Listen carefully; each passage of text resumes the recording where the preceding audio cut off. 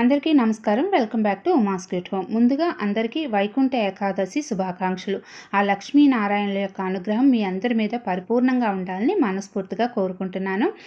ఈరోజు వీడియో వచ్చేసి సంకష్టహర చతుర్థి మనకి 2023 ఇక లాస్ట్ రోజు వచ్చిందండి. అత్యద్భుతంగా అంటే మన సంకటాలు మన కష్టాలన్నీ కూడా ఇక సంవత్సరంతో ముగిసిపోయి కొత్త సంవత్సరంలోకి ఒక కొత్త వెలుగులు నింపుకోవడానికి మన జీవితాల్లో అడుగు పెట్టబోతున్నాం.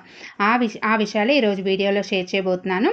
అయితే వ్రతం చేయలేని వాళ్ళు పూజ చేయొచ్చా అక్క, ముడుపు కట్టొచ్చా అని అడుగుతున్నారు. ఆ విషయాలు కూడా షేర్ చేస్తాను.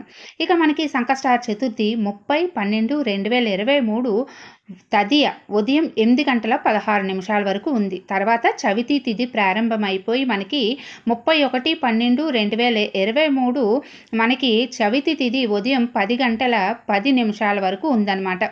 మనకి అంటే మనం ఈ వ్రతం చేసుకునే వాళ్ళు రాత్రి సమయాల్లో చేసుకుంటాం కాబట్టి 30వ తేదీ ఉపవాసం ఉండి ఆ రోజు సాయంత్రం వ్రతం చేసుకోవాలి. అదే పూజ చేసుకుంటాం అక్క మేము అనుకున్న వాళ్ళు 31/12/2023 కూడా మీరు ఈ యొక్క వ్రత పూజన అనేది చేసుకోవచ్చు. ఇక నెలలో మనకి 2 చతుర్థులు వస్తాయండి. మొదటిది వరదా చతుర్థి, రెండవది సంకష్టహర చతుర్థి. అయితే మనం వరదా చతుర్థి రోజు వినాయక చవితి చేసుకుంటాం. అంటే శుక్లపక్షంలో వచ్చే చతుర్థి. ఇక కృష్ణపక్షంలో వచ్చే చతుర్థిని మనం సంకష్టహర చతుర్థి అంటాం.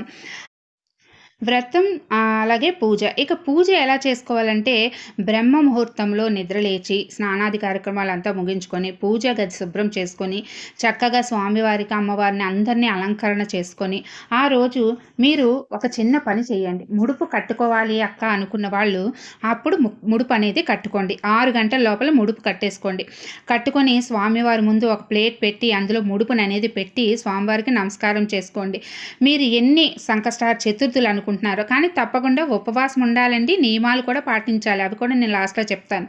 అయితే ఉపవాసం ఉండి ఆ రోజు ఉదయాన్నే ముడుపు కట్టుకొని స్వామివారికి చెప్పండి. 3, 5, 11, 21 ఎన్ని సంకష్టహర చతుర్థులు చేయాలనుకుంటున్నారో చెప్పుకొని స్వామి ఈ సంకష్టహర చతుర్థులలోపు నేను కోరుకున్న కోరిక అనేది నెరవేరితే నెక్స్ట్ 3 సంకష్టహర చతుర్థులు వ్రతం చేసుకుంటాను అని మొక్కుకొని ముడుపు అనేది కట్టుకోండి. మీరు ఆ ముడుపుని ప్రతి నెల మార్చాల్సిన అవసరం లేదు. మీరు కోరిక అయిన తర్వాత ఆ యొక్క ముడుపుని అనేది మారిస్తే సరిపోతుంది.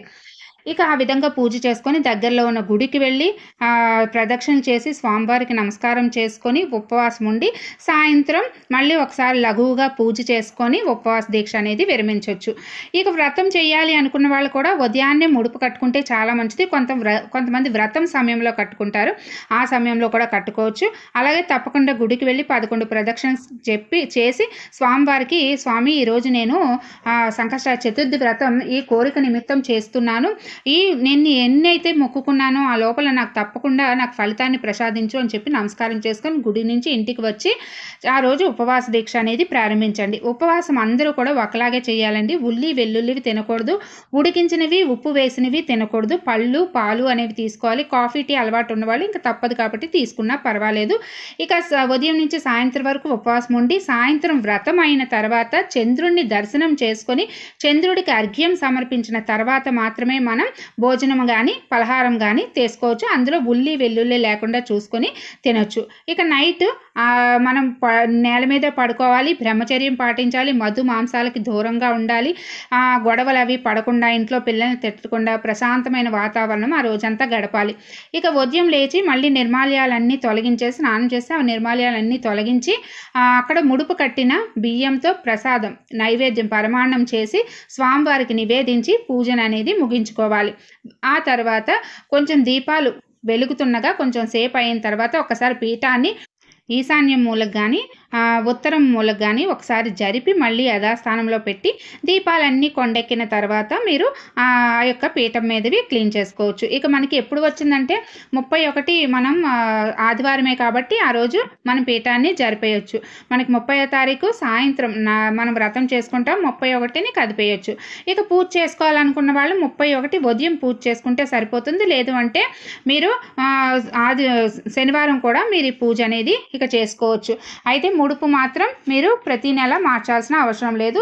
ఇక ఈ విధమైన నియమాలు పాటించాలి. అలాగే పసుపు గణపతిని వ్రతం చేసేటప్పుడు పసుపు గణపతిని మనం పసుపు గణపతి పూజ అయిన వెంటనే ఒకసారి ఈశాన్యం వైపు 3 సార్లు కదిపి యథాస్థానంలో పెట్టి మనం పూజ అనేది ప్రారంభించాలండి. ఈ విధమైన పూజా విధానాన్ని మనం పాటించాలి. ఇదండి సంకష్టార చతుర్థి వ్రత నియమాలు. అయితే వ్రతం చేసేవాళ్ళు తప్పకుండా ముడుపుని మరుసటి రోజు విప్పి నైవేద్యం సమర్పించాలి. ఒకవేళ పూజ చేసేటప్పుడు మీరు ముడుపు కడితే గనక మీరు సంకల్పం నెరవేరిన తర్వాత ఆ ముడుపును తీసి ప్రసాదం చేసి ఆ రోజు నుంచి మీరు సంకష్టార చతుర్థి వ్రతాలు మీరు చేసుకోవచ్చు. అది మీ యొక్క మొక్కుని బట్టి అయితే ఉంటుంది.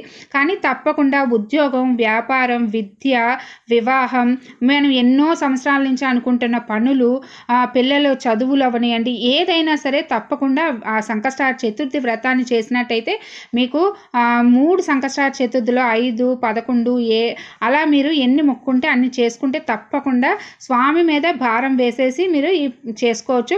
ఇక మేము పూజ చేయలేమండి, వ్రతము చేయలేము అనుకున్న వాళ్ళు మీకు దగ్గరలో గుడిలో కూడా మీరు సంకష్టార చతుర్థికి 100 రూపాయలు, 150, 200 ఉంటుంది.